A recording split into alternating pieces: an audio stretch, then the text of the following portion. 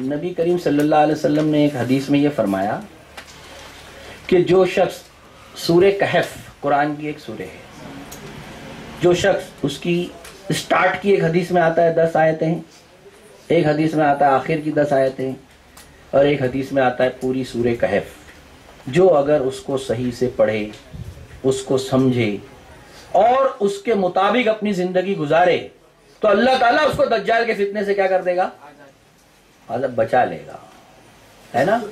तो इसलिए ये बड़ी इंपॉर्टेंट सूरे है मेरे और आपके लिए। अगर हम चाहते हैं कि दज्जाल को क्या करें, डिफीट दें, उसके फितने से हम इस तरह निकलें कि अल्लाह ताला के करीब हो जाएं और हम उस रिवार्ड के मुस्तहिक हों जो अल्लाह ताला ने क्या रखा है, उन लोगों के लिए रखा है जो इस फितने का क्या करेंगे, मुकाबला करेंगे, सामना करेंगे।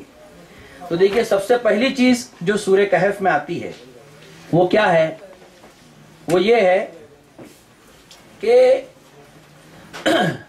आप देखिए सूरे कहफ किसी को पढ़ा है, किसी ने? हाँ, क्या स्टार्ट में क्या वाक्य आया है? हाँ, केफ का आया है ना। तो वो नौजवान लोग जब गार में रहते हैं तो गार में रहने के बाद लोग जो डिस्कशन करते हैं बाद में, वो क्या करते हैं, कुरान में क्या आया है, क्या ये लोग ये कहेंगे कि गार में वो 3 थे, चौथा उनका क्या था, कुत्ता था, है ना। फिर कहते हैं कि 5 थे, छठा उनका क्या था। तो अल्लाह ताला कहता है ये अल्लाह ताला को ही मालूम है कि वो कितने थे, तुम उस चक्कर में ना पड़ो। तो देखो, सबसे पहली चीज इसके फितने से बचना है दज्जाल के, तो क्या करना है कि दीन के जो बेसिक प्रिंसिपल्स और फंडामेंटल्स हैं उसको पकड़े रहने का। डिटेलिंग में वो दज्जाल क्या करेगा, लोगों को डालकर आपस में क्या कर देगा, लड़ा देगा। आज ऐसा हो रहा है मुसलमानों में। क्या मामले में लड़ रहे हैं हम लोग? छोटी छोटी बातें। कौन सी छोटी छोटी सी बातें?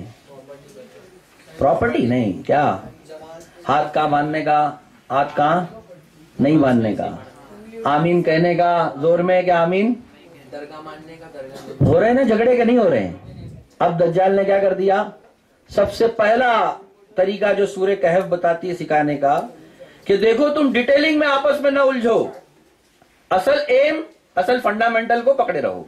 कि वो असहाबे कहफ अपने ईमान की हिफाजत के लिए वहां से गए थे, ये असल उसका मैसेज है। ये मैसेज कहां है कि वो 3 थे कि 4 थे, इसमें हम लोग क्या करते रहे, उलझते रहे। जब कभी भी ऐसा लोगों ने किया, दुनिया में भी अल्लाह ताला ने उन लोगों को क्या कर दिया, जलील कर दिया। आप जानते हैं ईसा अलैहिस्सलाम के जो मानने वाले थे, अब जब सलाहुद्दीन अय्यूबी का नाम सुना है ना आपने, एक टाइम फलस्तीन पर ईसाइयों की हुकूमत थी। अब उनको घेर लिया चारों तरफ से सलाहुद्दीन अय्यूबी ने। तो उनके जो प्रीस्ट थे, यानी जो मौलाना हम बोलते हैं उनके, वो लोगों को, अपने लोगों को क्या डिस्कस कराना चाहिए था ऐसे टाइम पे? क्या डिस्कस करेंगे सामने? अगर स्ट्रैटेजी ना, क्या क्या करना चाहिए, डिफेंस कैसे करेंगे वो लोग, है ना, बराबर बात है ना। तो वो लोग जानते हो क्या डिस्कस कर रहे थे, ईसा अलैहिस्सलाम का पाखाना पाक है कि नापाक है। उसके बाद क्या हुआ, वो लोगों ने वो मुल्क को क्या कर दिया, खो दिया, है ना। और वही चीज मुसलमान भी आज क्या कर रहे हैं।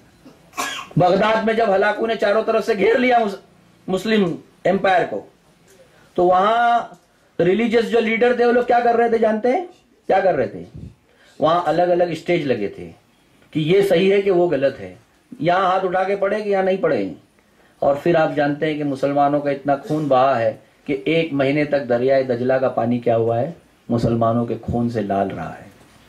और आज भी आप देखिए, अफगानिस्तान में जब मुसलमान आपस में लड़ रहे थे तो पाकिस्तान में बड़े बड़े उलमा इकराम को बुलाया गया था।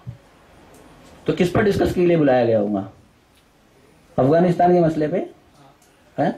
नहीं, इसलिए बुलाया गया कि अंडर गारमेंट में कौन सी चीज सही है और कौन सी चीज सही नहीं है। आप सोचिए कि वहां मुसलमान आपस में एक दूसरे का क्या कर रहे हैं और डिस्कस किस पे हो रहा है।